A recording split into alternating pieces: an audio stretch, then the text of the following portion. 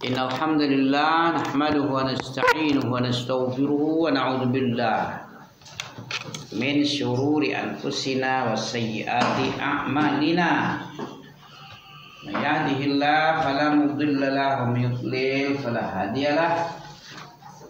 Asyhadu an la ilaha illallah wahdahu la syarikalah iqraran bihi wa tauhidan. Wa asyhadu anna Muhammadan abduhu wa rasuluhu wa ma ba'd.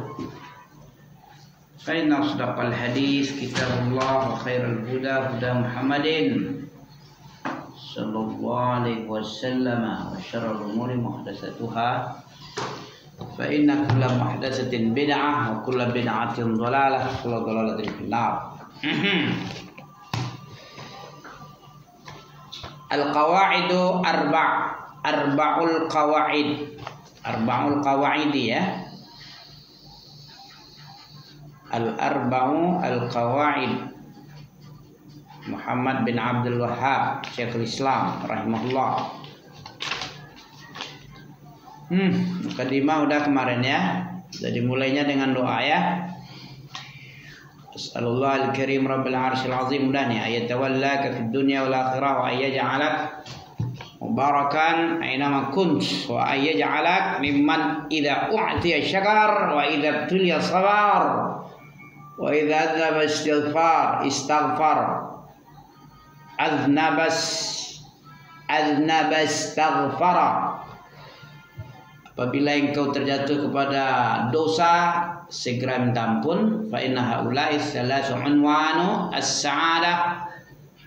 Yang demikian itu, yang tiga itu, apabila diberi syukur, diberi cobaan sabar, apabila jatuh ke dosa segera minta ampun. Yang tiga macam itu adalah tanda orang yang bahagia. I'lam, apa artinya i'lam yo? Tahu ente? I'lam apa artinya? Fa'lam annahu la ilaha illallah wastaghfir li dzambik walil mu'minina wal mu'minat wallahu ya'lamu mutaqallabakum wa maswaakum. Ya. Coba tengok surat Muhammad 19. Coba tengok. Ya. Jak jiping aja deh ya. Surat Muhammad 47. Hampir 47.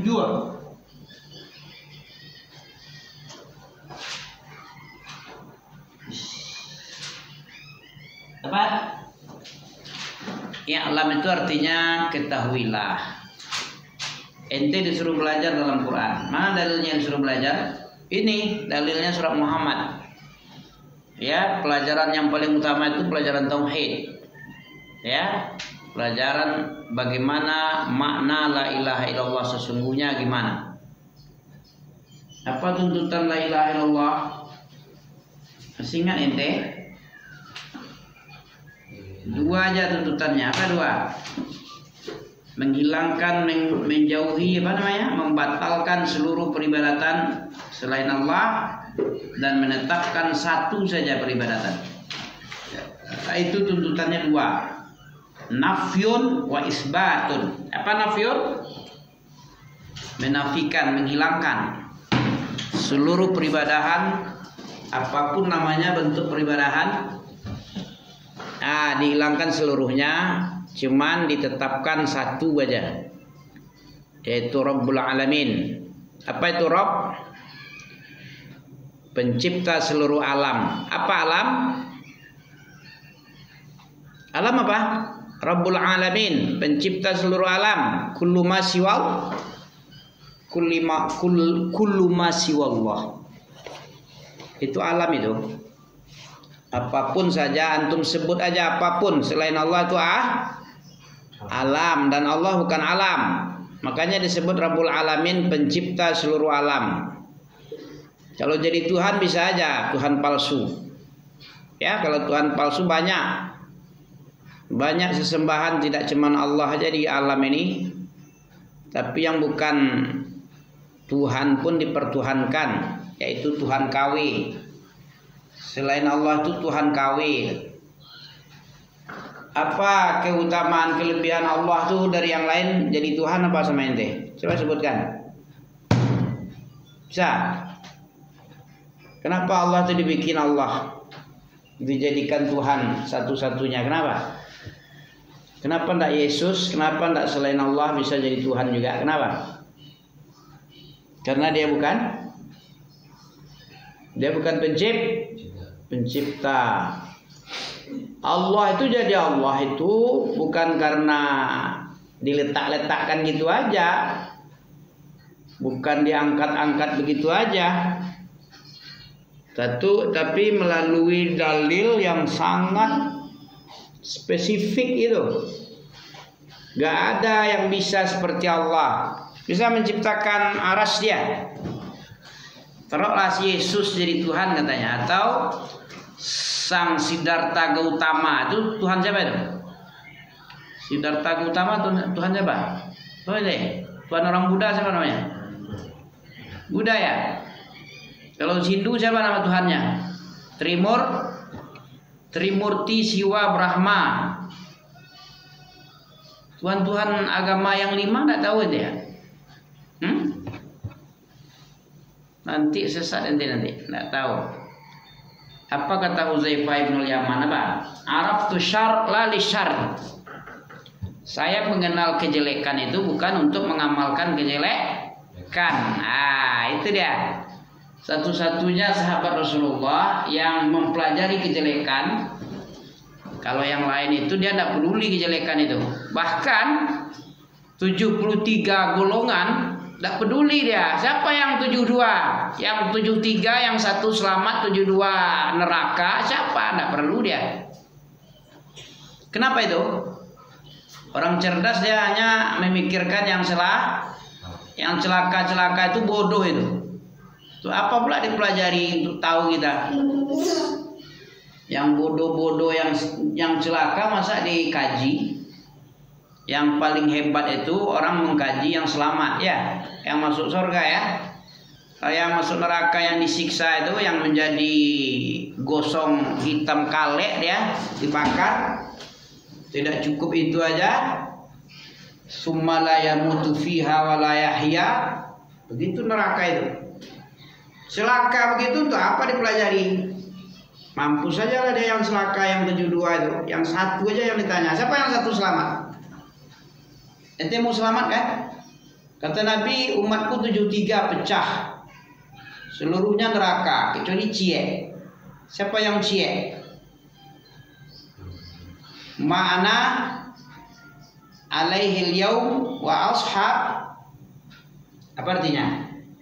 Siapapun saja yang berjalan di atas jalanku hari ini, ketika aku hidup ini, berarti ketika 14 abad yang lalu.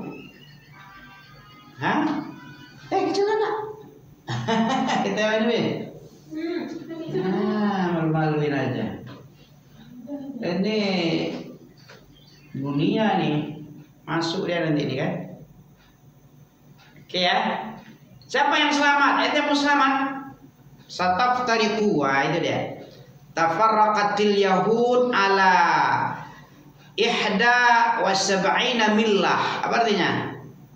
Tafarraqatil yahud, telah terpecah Yahudi itu kepada 71 golongan. Wa tafarraqatil nasara ala 72 millah. Apa arti sintain?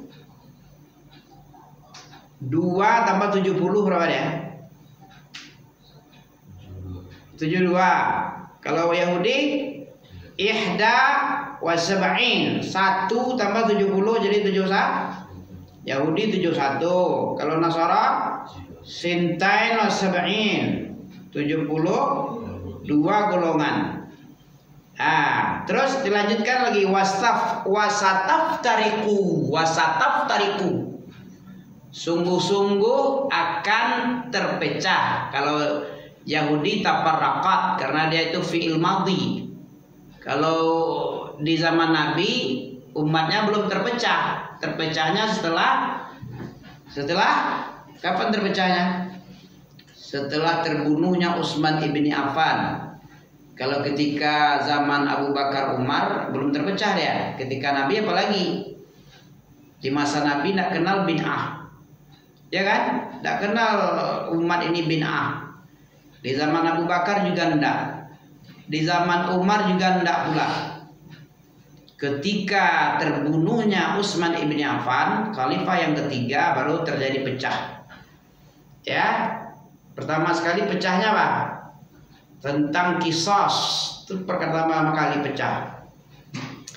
Kalau yang kerabat Utsman bin Affan yang dikepalai oleh Muawiyah bin Abi Sufyan, dia menuntut darah dulu.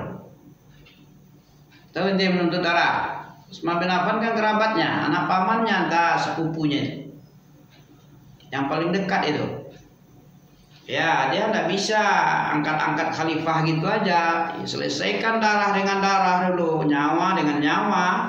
Siapa pembunuh Utsman itu harus dihukum mati juga. Nggak bisa. Itulah mulai awal. Apa itu? Ketika zaman Nabi, zaman Abu Bakar Umar belum ada pecahnya. Kapan terpecah? Ketika pedang itu sudah mendarat. Di mana? Di tubuhnya Utsman ibnu Affan. Berapa liang? Tahu liangnya? Nggak baca ini? Bacalah sejarah-sejarah itu. Iqra. Kalau antum jadi nabi ketika di Gua Hira, bagaimana Nabi kalau nak pandai baca? Padahal udah nak pandai, dibilang sudah sekali dibilang nak pandai. Ama Nabi Qori. Disuruh lagi Iqra. Berapa kali disuruh? 3 kali. Iqra ya Muhammad, Iqra. Mana Nabi Qori kata. Kalian nggak bisa baca ini. Bagaimana aku bisa baca? Aku seorang ummi. Apa ummi? Nggak bisa tulis, baca, tapi dipaksa terus. Apa hikmah yang bisa antum ambil itu? Dipaksa walaupun nggak pandai. Berarti antum harus baca kan? Kalau nggak baca, kamu diizinikan sama malaikatnya. Kan? Oh ini dia. Sampai demam Nabi sebulan namanya. Tahu? Zamiluni